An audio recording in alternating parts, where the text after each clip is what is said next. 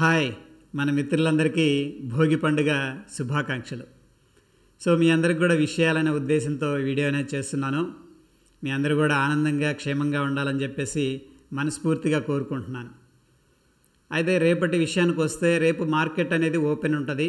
మనకి ఈ మంత్లో జనవరి 26 రిపబ్లిక్ డే మాత్రమే హాలిడే ఉందని చెప్పేసి ఇవ్వటం జరిగింది.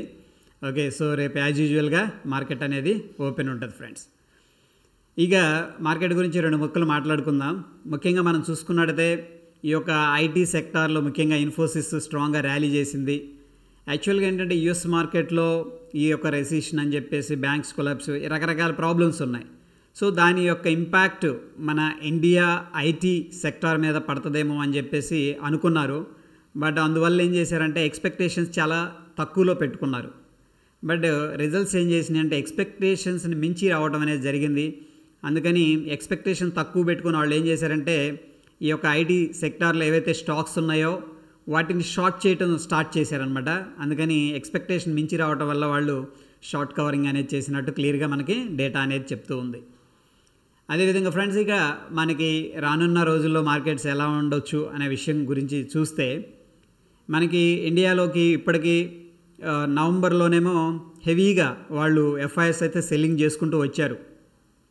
ఎందుకంటే మార్కెట్ కిందకి వెళ్తుంది అన్న ఒక ఎక్స్పెక్టేషన్స్లో.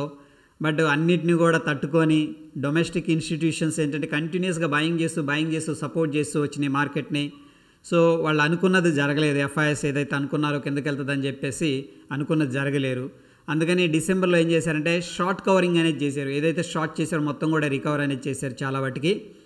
అండ్ ఇప్పటిదాకా మనం ఈ మంత్లో చూసుకున్నట్టయితే ఏది జనవరి 12 దాకా డెట్ మార్కెట్ కావచ్చు, లేకపోతే ఈక్విటీ మార్కెట్ కావచ్చు, అన్ని మార్కెట్స్ కలిపి 9,000 కోట్ల దాకా ఇన్ఫ్లో అనేది జరిగింది. అంటే మన ఇండియాలోకి పెట్టుబడులు రావడం జరిగింది.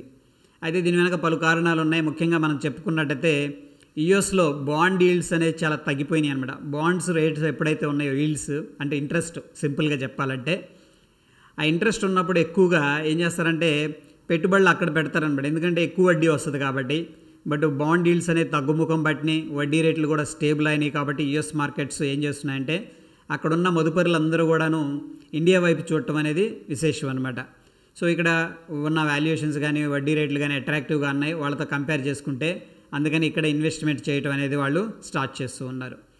సో ఈ ఫ్లో అనేది కంటిన్యూ అయ్యే అవకాశం ఉంది. ముఖ్యంగా స్మాల్ క్యాప్, మిడ్ క్యాప్ అనేది ఇంకా ర్యాలీ అనేది కొనసాగే అవకాశం ఉంది. ఈవెన్ దో వాల్యుయేషన్స్ మనం అప్పుడప్పుడు అనుకుంటున్నాం హైలో ఉన్నాయి అని చెప్పేసి. బట్ మదుపరులు ఏంటంటే అగ్రెసివ్గా బాయింగ్ యాక్టివిటీ కనిపిస్తూ ఉందన్నమాట. ఇకపోతే మనకి రానున్న 2-3 నెలల్లో మనకి ఎలక్షన్స్ కూడా ఉన్నాయి.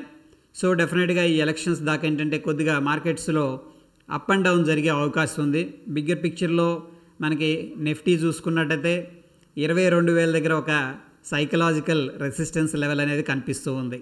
టెక్నికల్గా మాట్లాడాల్సి వస్తే ఎనీహౌ ఐటీ సెక్టార్ నుంచి కొంత పాజిటివ్ సెంటిమెంట్ కనిపిస్తుంది. కాబట్టి ప్రాబబ్లీ 22,000 అనేది బ్రేక్అవుట్ అయితే జరగవచ్చు అనిపిస్తుంది. ఒకవేళ 22,011 బ్రేక్అవుట్ అయితే మనకి ఇమీడియట్గా 22,250 దాకా వెళ్ళే అవకాశం ఉంది. ఏది up side. At the same time మనం డౌన్ సైడ్ మాట్లాడుకోవాల్సి వస్తే సో చాలామంది ఏంటంటే మార్కెట్ కరెక్షన్ జరిగితే బయింగ్ చేయాలని చెప్పేసి ఆలోచిస్తూ ఉన్నారు. వాళ్ళని మనం డిప్ బయర్స్ అంటాం. అటువంటి సిచ్యువేషన్లో 21,750 దాకా మనకు ఒక సపోర్ట్ అయితే కనిపిస్తుంది. సో బిగ్గర్ పిక్చర్లో 21,500 అనేది స్ట్రాంగ్ సపోర్ట్. ఒకవేళ 21,500 అనేది బ్రేక్అవుట్ అయితే మేబీ సెంటిమెంట్ కొద్దిగా బేరిష్ సైడ్ అనేది ఉండే అవకాశం ఉంది. ఇక మనకి ఎక్కువగా డేటా అనేది చూసుకున్నట్టయితే ఎక్కువగా పుట్సే సెల్ చేశారు. మార్కెట్ని బుల్లిష్ వ్యూలోనే చూస్తున్నట్టు డేటా చెప్తూ ఉంది.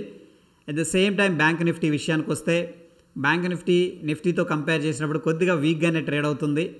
ఎనీహౌ మనకి 48,000 దగ్గర స్ట్రాంగ్ రెసిస్టెన్స్ అయితే కనిపిస్తూ ఉంది ఫ్రెండ్స్.